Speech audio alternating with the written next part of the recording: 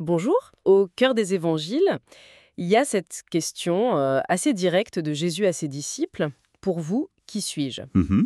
Et Pierre répond, tu es le Christ. Simple, direct, on pourrait croire. Oui, en apparence. Pourtant, derrière cette affirmation, il y a des siècles de questions, de débats, parfois très vifs, pour savoir ce que ça signifiait vraiment. Qui était cet homme? Dieu, homme, un peu des deux? Absolument. C'est vraiment la question qui a tout déclenché. Les premières grandes controverses théologiques chrétiennes, elles tournent toutes autour de ça. L'identité de Jésus. Et les réponses qui ont été données, elles ont carrément façonné la foi telle qu'on la connaît aujourd'hui, c'est ça? Exactement. C'était pas juste des discussions de théologiens dans leur coin, hein. Il s'agissait de comprendre le cœur même de ce que les chrétiens appelaient la révélation. Et c'est justement ce qu'on va essayer d'explorer un peu aujourd'hui en s'appuyant sur des documents qui détaillent ces premières disputes. L'idée, c'est de comprendre comment ces débats, parfois très techniques, c'est vrai, Oui, parfois un peu aride, faut le dire. voilà, comment ils ont mené aux doctrines fondamentales sur Jésus. C'est pas juste pour faire de l'histoire ancienne, mais pour aller voir un peu les fondations. Tout à fait. Et pour s'y retrouver, il faut peut-être commencer par clarifier deux mots qu'on va beaucoup utiliser. Hérésie et orthodoxie. Ah oui, bonne idée. Parce qu'on a vite une image un peu caricaturale peut-être. L'hérétique, c'est le méchant rebelle. Bah, souvent, on voit ça comme ça. Mais à l'origine, hérésie, ça vient d'un mot grec, aerein, qui veut dire choisir. Choisir. Oui, choisir. L'hérétique, dans ce sens premier, c'est celui qui choisit un aspect de la vérité, une partie du message, mais en laissant tomber une autre. Il isole un élément et il dit, voilà, tout est là. C'est une vision partielle en fait. D'accord. C'est comme si on prenait une seule couleur d'un tableau et qu'on disait le tableau, c'est ça. C'est une bonne image, oui. Et du coup, l'orthodoxie, c'est pas forcément l'inverse au sens de rigidité absolue. Oui, on pense tout de suite à dogmatisme. Voilà. Alors que orthodoxa, en grec, ça veut dire l'opinion droite, la juste direction, ou même la juste glorification. C'est plutôt l'effort pour garder l'équilibre, pour tenir ensemble tous les éléments jugés essentiels sans en sacrifier un. C'est une recherche de cohérence globale, en somme. Ne pas trier, mais essayer de tout embrasser. C'est ça, tenir la tension, parfois. C'est chercher la direction juste au sein de la foi. D'accord, c'est plus clair. Hérésie comme choix partiel, orthodoxie comme recherche d'équilibre. Alors, allons-y. Explorons quelques-uns de ces choix qui ont, disons, posé question. On commence par quoi?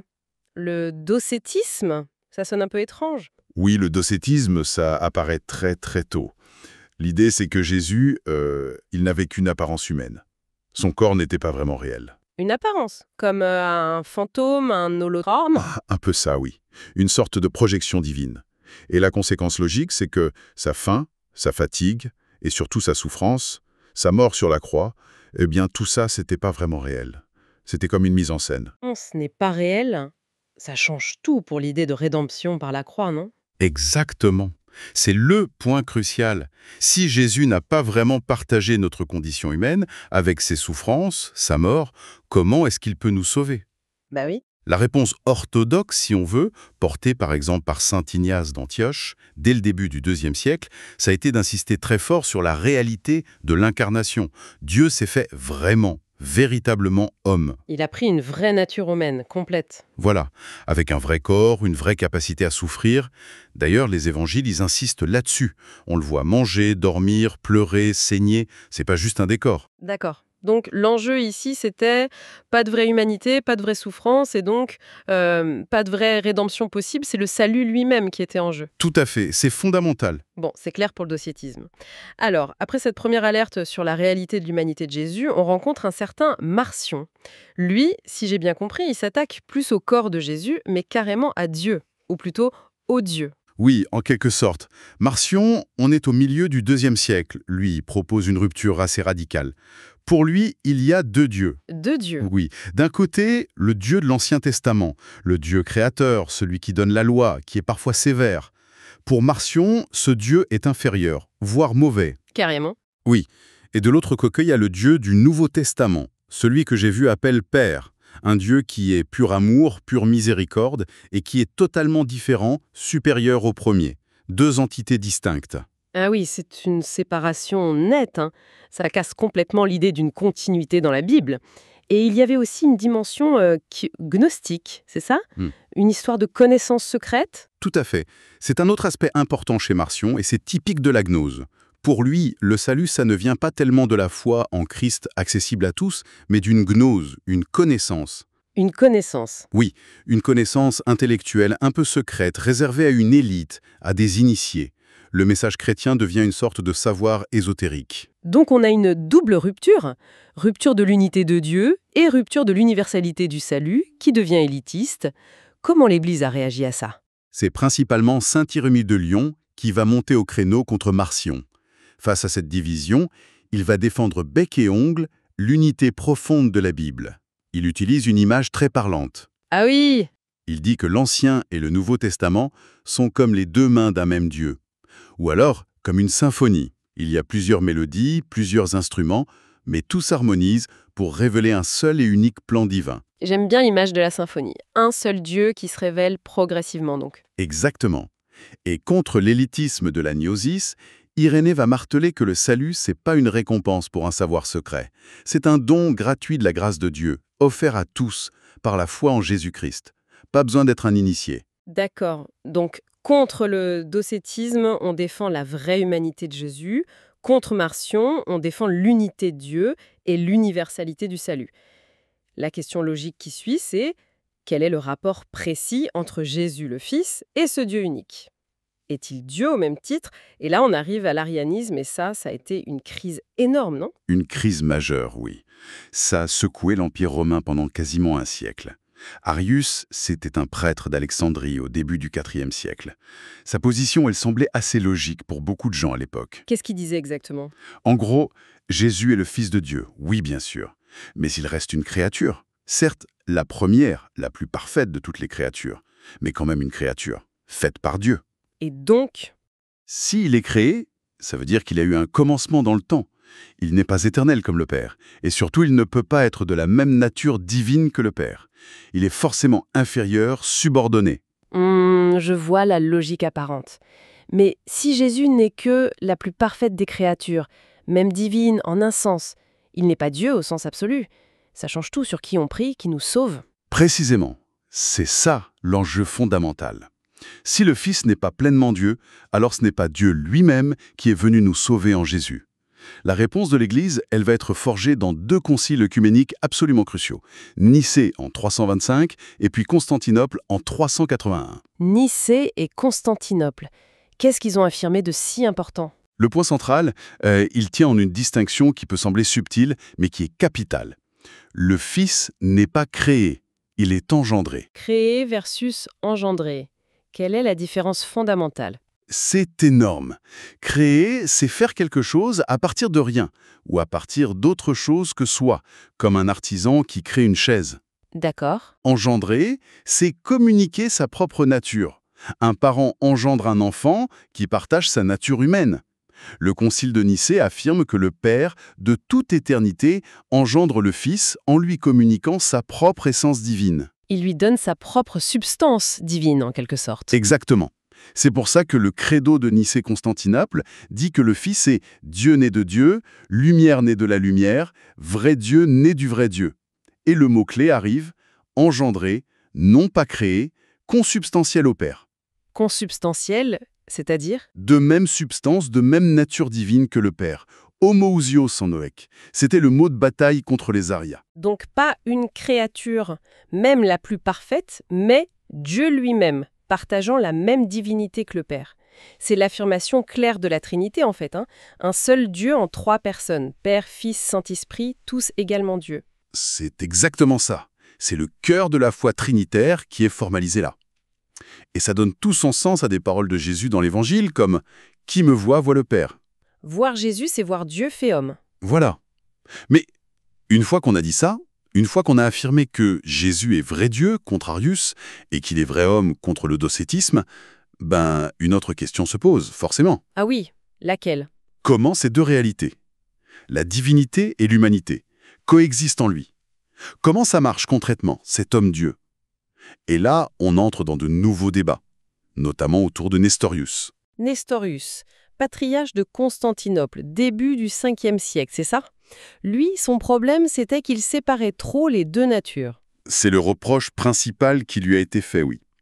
En voulant bien distinguer les deux natures pour préserver l'intégrité de chacune, ce qui est légitime en soi, Nestorius, ou du moins ce qu'on a compris de son enseignement, semblait parler de Jésus comme si la personne divine du Fils habitait dans la personne humaine de Jésus. Comme deux personnes distinctes, ou presque. Un peu comme ça, oui.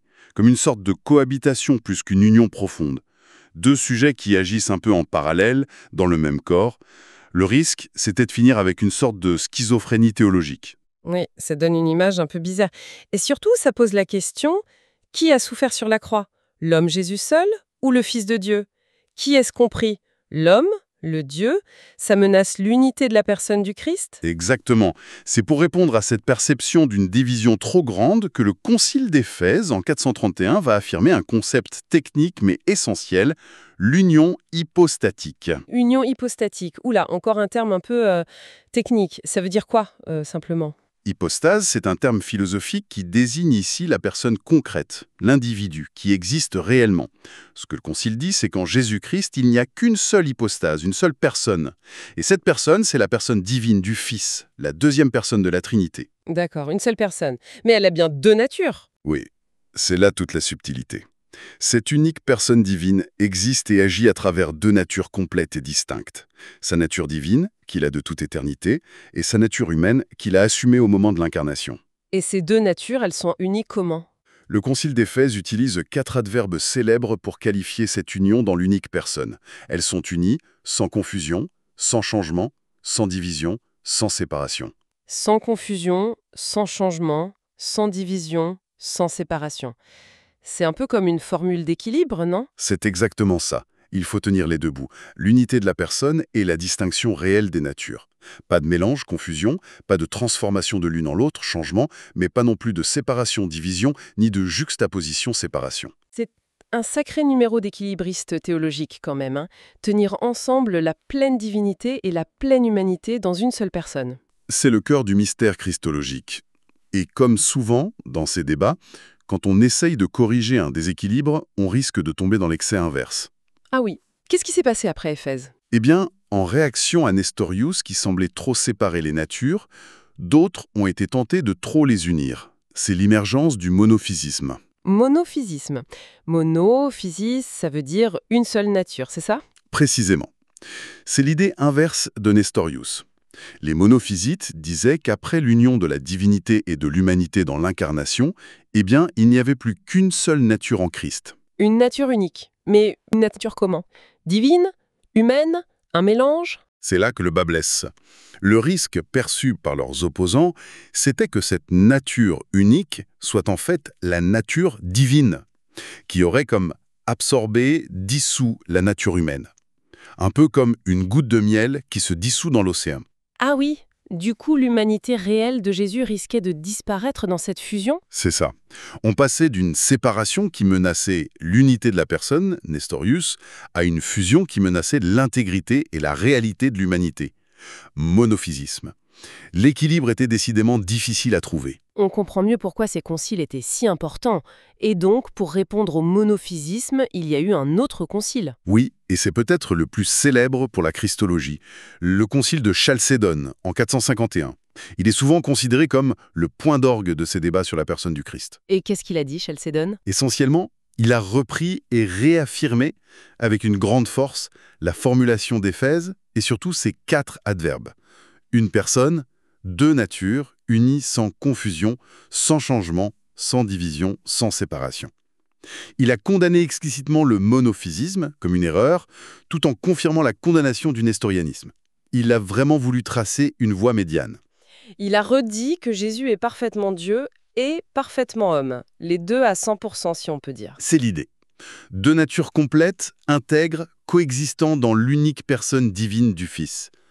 Chalcédoine, c'est devenu la référence majeure pour la plupart des églises chrétiennes sur cette question. D'accord, mais vous avez dit que l'histoire ne s'arrêtait pas tout à fait là. Il y a eu encore une autre étape. On parle de monothélisme ensuite. Oui, le débat s'est encore affiné, si on peut dire. On passe de la question des natures à la question des volontés. Des volontés 1. Oui, Au 7e siècle, une nouvelle idée émerge, le monothélisme. Monotéléma, ça veut dire une seule volonté. Ah, je vois le parallèle avec monophysisme. Exactement. L'idée, c'était, bon, d'accord, le Christ a bien deux natures, divine et humaine, comme l'a dit Chalcédoine, mais en lui, il n'y aurait qu'une seule volonté, une seule énergie, une seule opération, la volonté divine. Et la volonté humaine, alors, elle passe où? Elle serait soit inexistante, soit complètement passive, comme absorbée, ou totalement déterminée par la volonté divine. Elle n'aurait pas d'autonomie propre. Mais alors, si Jésus n'a pas de volonté humaine active, est-ce qu'on peut encore dire qu'il est pleinement humain? Qu'est-ce qu'on fait de ses choix, de sa liberté, de sa lutte contre la tentation, de son angoisse à Gethsémani? Ça semble enlever quelque chose d'essentiel à son humanité, non? C'est exactement l'objection qui a été soulevée, notamment par un grand théologien, saint Maxime le Confesseur, qui a d'ailleurs beaucoup souffert pour avoir défendu cette idée. Pour lui, c'était très clair. Une nature sans volonté, ce n'est pas une nature complète. Si le Christ a vraiment assumé une nature humaine complète, alors il doit avoir une volonté humaine complète et active. Logique. Et donc, il y a eu un concile pour trancher ça aussi. Oui, le troisième concile de Constantinople, en 680-681. Il a suivi l'enseignement de Maxime le Confesseur et a affirmé qu'en Christ, il y a bien deux volontés, une volonté divine et une volonté humaine, correspondant à ces deux natures. Deux volontés. Mais est-ce qu'elles ne risquent pas de s'opposer, d'entrer en conflit? C'est là qu'intervient une précision cruciale apportée par le concile. Oui, il y a deux volontés distinctes, mais la volonté humaine de Jésus, bien que réelle et distincte, est toujours en parfaite harmonie avec sa volonté divine. Elle choisit librement de s'unir à la volonté du Père. Elle se soumet librement, hein? Exactement. L'exemple biblique parfait, c'est la prière de Jésus à Gethsémani dans l'évangile de Luc. « Père, si tu voulais éloigner de moi cette coupe », et là on entend la détresse humaine, la volonté humaine qui recule devant la souffrance. Cependant que ce ne soit pas ma volonté qui se fasse, mais la tienne. Ah oui, ce passage est très fort. Il montre clairement une volonté humaine distincte, ma volonté, qui s'exprime, mais qui finalement choisit de s'aligner sur la volonté divine, la tienne. Ce n'est pas une absence de volonté humaine, c'est son obéissance parfaite. Tout à fait. Pour le Concile, et pour Maxime, c'est même le sommet de la liberté humaine, hein. Choisir par amour de faire un avec la volonté de Dieu, pas par contrainte, mais par choix libre. Affirmer les deux volontés, c'était donc affirmer jusqu'au bout la pleine réalité de l'humanité de Jésus, y compris sa liberté. Docétisme, marcionisme, arianisme, nestorianisme, monophysisme, monothélisme. Quel parcours, hein? On voit bien comment, étape par étape, débat après débat, l'Église a tenté de cerner ce mystère incroyable, Jésus-Christ à la fois pleinement Dieu et pleinement homme. Ces définitions, parfois complexes, elles sont nées de controverses pour essayer de protéger ce qui était vu comme le cœur de la foi. C'est une bonne façon de résumer, oui. Chaque hérésie, si on reprend le terme, pointait en fait à un risque de déséquilibre. Nier l'humanité, nier la divinité, séparer la personne, fusionner les natures, supprimer la volonté humaine. Les réponses orthodoxes, souvent formulées dans les conciles, elles ont cherché à tracer une voie, à tenir ensemble des aspects qui, pour notre raison, peuvent sembler paradoxaux. Il ne s'agissait pas tant de tout expliquer rationnellement, mais de poser des balises pour ne pas perdre le mystère en route. C'est ça. Pour préserver l'intégrité de ce qui allait été reçu comme révélation. Et aujourd'hui, au-delà de l'intérêt pour les croyants ou les historiens du christianisme, pourquoi c'est pertinent de revenir sur ces vieilles querelles? Qu'est-ce que ça peut nous dire? Plusieurs choses, je crois. D'abord, ça nous rappelle que les doctrines, les dogmes, ça ne tombe pas du ciel tout fait. C'est le fruit d'un long travail humain, d'une réflexion, de débats, parfois de luttes intenses, pour essayer de traduire une expérience de foi dans un langage compréhensible. C'est un processus historique et intellectuel. Tout à fait. Ensuite, comprendre ces fondements, ça aide à mieux saisir les racines de notre culture, et aussi les différences qui existent encore aujourd'hui entre les diverses confessions chrétiennes. Beaucoup de séparations historiques sont liées à ces débats christologiques. Et puis, plus largement, je trouve que ça illustre bien cet effort constant de l'humanité pour articuler des vérités complexes, pour essayer de mettre des mots sur des réalités qui nous dépassent un peu. Que ce soit en religion, en philosophie ou même parfois en science, on cherche les concepts justes, on débat des définitions. C'est intéressant ce que vous dites. Cette tension qu'on a vue entre la fidélité à une vérité droite, une tradition, l'orthodoxie, et la liberté d'interprétation, le choix personnel, l'hérésie au sens premier, finalement elle est partout, non, dans nos débats d'idées aujourd'hui? Absolument. C'est une question très actuelle. Comment une communauté, quelle qu'elle soit, religieuse, scientifique, politique, même une entreprise, définit-elle ses fondamentaux, son orthodoxie? Jusqu'où peut aller la diversité des approches, l'interprétation individuelle, avant qu'on estime que ça sort du cadre commun? Et inversement, comment un cadre commun peut-il éviter de devenir une cage rigide qui étouffe la pensée, l'innovation, le choix personnel? C'est tout l'enjeu de l'équilibre entre le collectif et l'individuel, entre la norme et la liberté, entre la tradition et la critique. Ces vieilles disputes théologiques, finalement, elles nous renvoient à des questions très contemporaines sur la façon dont on construit et dont on partage le sens ensemble. De quoi continuer à réfléchir, en effet. Merci beaucoup pour cet éclairage passionnant sur ces débats fondateurs. Merci à vous. C'était un plaisir d'en discuter.